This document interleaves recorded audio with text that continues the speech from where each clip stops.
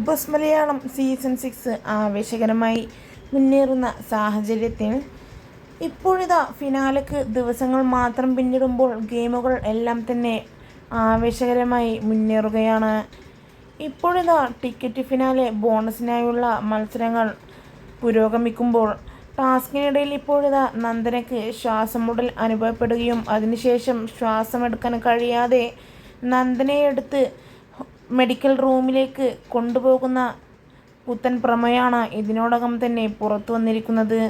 നന്ദനയ്ക്ക് കാര്യമായി എന്തോ സംഭവിച്ചിട്ടുണ്ട് എന്നുള്ളത് തന്നെയാണ് ആ പ്രമോയിൽ നിന്നും വ്യക്തമാവുന്നത്. എന്തായാലും വലിയ കുഴപ്പമൊന്നുമില്ലാതെ നന്ദന തിരിച്ചു വരണമെന്നാണ് ഇതിനോടകം ബിഗ് ബോസിൻ്റെ ആരാധകരും കമൻറ്റുമായി രംഗത്തെത്തുന്നത്. അർജുനും ജിൻഡോയും സായും ചേർന്നാണ് നന്ദനയെടുത്ത് മെഡിക്കൽ റൂമിലേക്ക് ഓടിയത്.